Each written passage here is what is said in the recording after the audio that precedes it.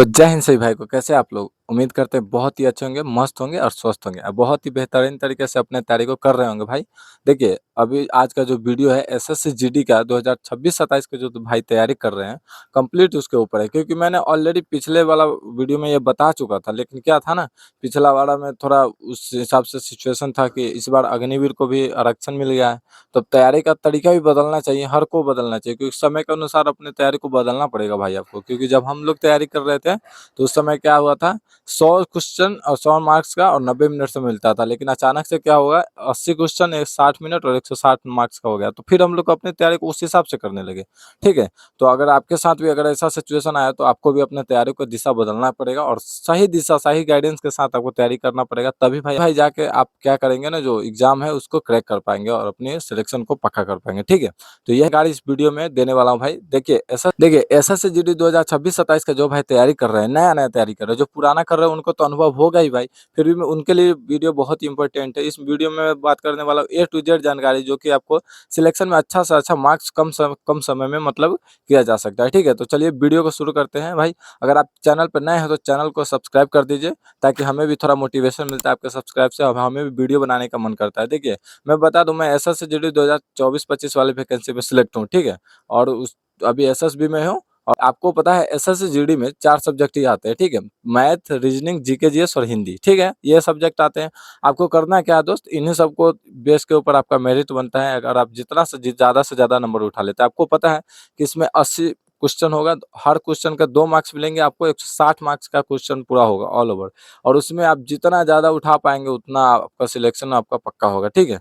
तो चलिए मैं बात करने वाला हूँ अभी जो अग्निवीर जो रिजर्वेशन मिला अग्निवीर को, तो मतलब उस हिसाब से आपको कितना मार्क्स लाना चाहिए जो आप सिलेक्ट हो जाओ। और जो बच्चे नए-नए तैयारी कर रहे हैं भाई, वो भी आराम से सिलेक्शन ले सकते हैं। ठीक है? तो चलिए मैं बताता हूँ, देखो आपको सबसे पहले क्या करना है ना दोस्त, 3 सब्जेक्ट जो है ना, हिंदी, रीजनिंग और मैथ। हिंदी, रीजनिंग, मैथ ऐसा सब्जेक्ट है ना, आपको मतलब कि इसमें मतलब अच्छा से अच्छा मार्क्स उठाना ही पड़ेगा, क्योंकि ये हर बच्चा करता है। और आपको पता है इस बार अग्निवीर के आरक्षण के कारण एग्ज़ाम टफ तो नहीं हुआ, एग्ज़ाम का लेवल वही रहेगा, लेकिन असली खेल समय का होगा और जो बच्चा जितना ज़्यादा क्वेश्चन सही कर पाएगा कम समय में, वो उसका ही मतलब कि सिलेक्शन हो पाएगा। ऐसा नहीं है कि अगर आपको मान लो 80 क्वेश्चन आता है, लेकिन आप सबसे मेन चीज़ क्या है, समय। समय का अंदर करना पड़ेगा। तो हिंदी में क्या करना पड़ेगा भाई, आपको हिंदी के लिए एक काम कीजिए, हिंदी के लिए आप सबसे बड़ा ये देखिए कि जो हिंदी के में उतना ज़्यादा सोचना नहीं है, आपको सिर्फ़ रटने का चीज़ है उसमें। तो आप हिंदी में काम करें, जैसे कि पर्यायवाची शब्द, मुहावरे, ये सबको तो आपको रोज़ मतलब डेली प्रैक्टिस में लाना पड़ेगा। आप कहीं घूमने भी जा रहे हो तो क्या एक बार फ़ोन में उसका फ़ोटो ले लो और उसके बाद क्या करो, उसका या ऐसे ही देखते रहो। जितना बार उसको देखोगे उतना ज़्यादा आपका फ़ायदा होगा हिंदी में। हिंदी में ईज़ी है, हिंदी हो जाता है सबका, ठीक है? 1-2 क्वेश्चन गलती होगा तो उतना नहीं है। देखो इस बार तो अब ये सोच सुनने को आ रहा है कि सेक्शनल एग्ज़ाम होने वाला है। सेक्शनल एग्ज़ाम का मतलब क्या है कि आपको सेपरेट टाइम दिया जाएगा। पहले क्या होता था कि आप 60 मिनट समय है, आप मैथ में 20 मिनट दो, 30 मिनट दो, उस एग्ज़ामिनर को इससे कुछ मतलब नहीं। लेकिन अब क्या नियम सुनने में आ रहा है कि इस बार मतलब कि हर एक सब्जेक्ट के लिए आपके पास मात्र 20-20 मिनट होगा। तो जो बच्चा मान लो हिंदी, तो कोई बच्चा तो 6 मिनट 5 मिनट में कर लेता था, अब उसको 20 मिनट हिंदी पे देना पड़ेगा। लेकिन दिक्कत क्या है कि मैथ जो है, मैथ में कोई बच्चा 30 मिनट में करता था, 35 मिनट में, लेकिन अब उसको 20 मिनट के अंदर करना पड़ेगा। यही दिक्कत है सेक्शनल एग्ज़ाम में, ठीक है? तो मैं अब सब चैप्टर व सब्जेक्ट वाइज़ सबको बता रहा हूँ। देखिए हिंदी के लिए मैंने बता दिया, आपको क्या करना पड़े, सबसे पहले उसको क्या करना है, रट देना है। मतलब हिंदी में आप भाई, आप कोई भी मास्टर यही बताएगा, कोई टीचर से आप पूछ लेना, यही बताएगा कि आपको हिंदी का जितना ज़्यादा रट सकते हो उतना ज़रूरी, ठीक है? जो प्रैक्टिस करने का चीज़, जैसे कि शब्दों का शुद्धिकरण। तो शब्दों का शुद्धिकरण का आपको क्या करना पड़ेगा? शब्दों का शुद्धिकरण में भाई आपको मतलब कि लिख के प्रैक्टिस करना पड़ेगा। उसके लिए आप एक व्हाइट बोर्ड रखना, जैसे कि जो एग्ज़ाम देने जाते हो ना, एग्ज़ाम बोर्ड जिसको बोलते हैं, व्हाइट कलर का एक मार्कर रख लेना, ठीक है? उससे अपना रोज़ प्रैक्टिस करना बात, ताकि बार-बार आपको कॉपी पे लिखना ना पड़े, ठीक है? हिंदी में बस इतना ही करना। रीज़निंग में क्या करना भाई, रीज़निंग और मैथ के दोनों देखो, एक दो दोनों, अगर आपका मैथ स्ट्रॉन्ग है तो रीज़निंग पक्का स्ट्रॉन्ग होगा, ऐसा है। और दोनों में सबसे मेन चीज़ है आपका कैलकुलेशन। मैं बहुत सारा वीडियो में बताया भी कि आप कैलकुलेशन पे बहुत ज़्यादा ध्यान दीजिए।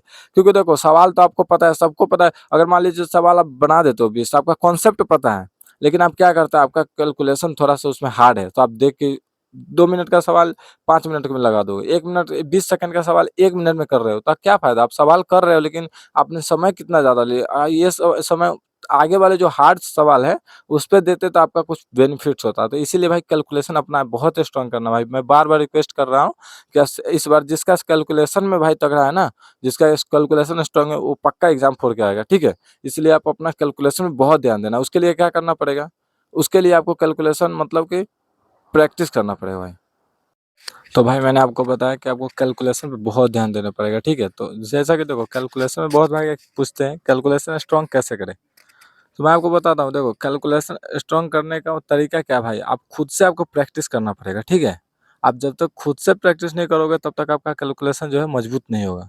तो आपको अपने आप पे कैलकुलेशन पे बहुत ध्यान देना पड़ेगा भाई। अगर कैलकुलेशन आपका स्ट्रॉन्ग है तो आपका मैथ भी बढ़िया है और रीजनिंग भी बढ़िया है। तो अगर मैथ रीजनिंग को स्ट्रॉन्ग करना है तो कैलकुलेशन पर तो बहुत ध्यान देना पड़ेगा भाई, ठीक है? तो इसलिए कैलकुलेशन में अभी से लग जाओ और कैलकुलेशन के लिए रोज़ अलग से टाइम निकालो, मतलब अपने स्टडी टाइम से अलग अगर रोज़ का आधा घंटा या 45 मिनट 30-40 मिनट निकालते हो कैलकुलेशन पे तो आपको बहुत ही हेल्पफुल होगा, क्योंकि रीजनिंग और मैथ ऐसा है ना कि बना तो हर कोई लेता है, लेकिन कैलकुलेशन करने में सबका मतलब हालत ख़राब हो जाता है। इसलिए कैलकुलेशन आपका बहुत स्ट्रॉन्ग होना चाहिए भाई, ठीक है?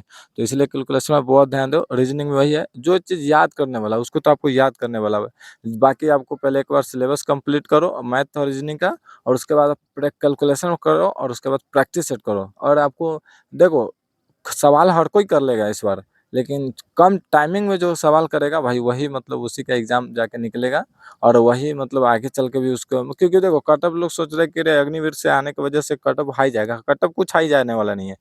अभी भी बच्चा उतना ही बच्चा कॉम्पिटिशन के लिए एलिजिबल है जो इतना पहले था। बस जनसंख्या थोड़ा ज़्यादा दिखने लगता है, लोग डिमोटिवेट होने लगते हैं। आपको डिमोटिवेट नहीं होना है, आपको मैथ और रीजनिंग के लिए मैं बता दें भाई, आप पहले सिलेबस कंप्लीट करो, ठीक है? सिलेबस जैसे ही 50-60% कंप्लीट हो जाता है, फिर आप एक काम करना, उसके बाद कैलकुलेशन और प्रैक्टिस सेट बहुत ज़्यादा ध्यान देना। अब मतलब कि यही 2-3 चीज़ें हैं जो आपको मतलब दिखाएगा कि हाँ। और जीएस के लिए भाई, जीएस के लिए मैं बता दूँ, जीएस के लिए अगर आप कहीं से बैच लिए हैं तो ठीक है, जीएस का आप कर लीजिए वहाँ से।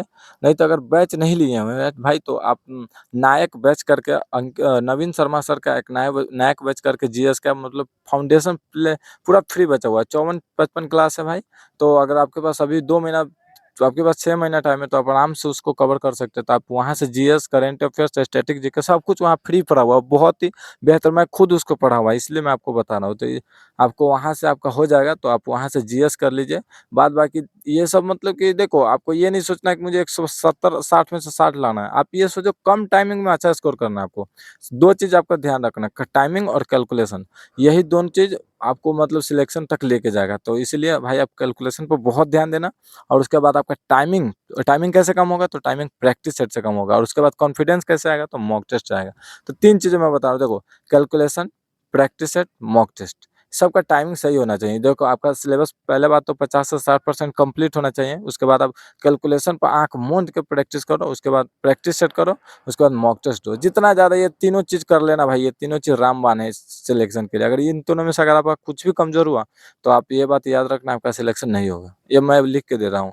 तो इसलिए इन तीनों चीज़ों पे बहुत ज़्यादा ध्यान देने की ज़रूरत है, ठीक है? आपका स्कोर बहुत अच्छे से हो जाएगा भाई, टेंशन नहीं लो, डिमोटिवेट नहीं होना। अगर आपका कुछ डाउट वाउट रहता है, बीच में पूछना है कि किस सब्जेक्ट में मुझे क्या करना चाहिए, तो आप कमेंट में डाल देना, मैं उसका रिप्लाई वहाँ से दे दूँगा। और 2025 वाले जो भाई हैं, वो भी फिजिकल की तैयारी कर ही रहे होंगे, क्योंकि देखो रिज़ल्ट का वेट बहुत कर रहे हैं, रिज़ल्ट आना भी है। देखो ऐसा होता है भाई, रिज़ल्ट आएगा भी और वो समय भी चला जाएगा, तो उसके इंतज़ार में नहीं रहना कि अरे रिज़ल्ट, आप अपना तैयारी पे ध्यान दो, ठीक है? अपना तैयारी जितना अच्छे से करोगे उतना आपके लिए फ़ायदा है। तो आप फिजिकल की तैयारी, जिसका कम नंबर है, थोड़ा-सा लग रहा है कि इस बार नहीं होगा, तो अभी से आप 26-27 वाले में लग जाओ, क्योंकि आप कम नंबर से हो तो आपको तो पहले से बहुत सारा एक्सपीरियंस होगा, तो आपको तो कोई दिक्कत होने वाला नहीं है। तो दिमाग लगा के करना भाई, सटीक रणनीति के साथ करना है, ऐसे नहीं कि हवा में तैयारी करना है। पूरा मतलब स्ट्रैटेजी होना चाहिए, प्लान होना चाहिए आपके साथ, ठीक है? तब उस पे कोई काम करोगे तो अमल होगा।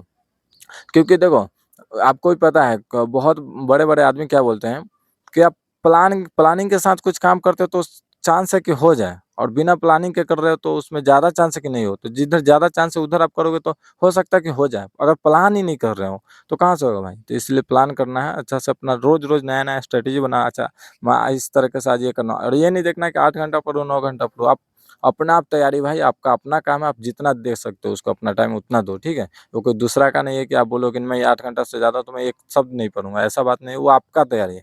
आप कितना उसको बेहतर बना सकते हो आपके ऊपर डिपेंड है और डिमोटिवेट नहीं होना है, हमेशा पॉजिटिविटी के साथ तैयारी करना है, ऐसा सोचना है कि हाँ, मैं पढ़ रहा हूँ तो मेरा सिलेक्शन होगा, ठीक है भाई? चलिए बहुत सारा जानकारी आपको इस वीडियो में मिला होगा, फिर भी आपका कुछ डाउट है तो आप कमेंट बॉक्स में डाल दो, आपको 100% रिप्लाई मिलेगा। अगर आपका फिजिकल, मेडिकल कुछ भी से रिलेटेड डाउट हो डाल देना, ठीक है भाई? अगर आप चैनल पर नए हैं तो चैनल को सब्सक्राइब कर लीजिए। तब तक मिलते हैं इसी तरह के नए वीडियो में, तब तक के लिए जय हिंद।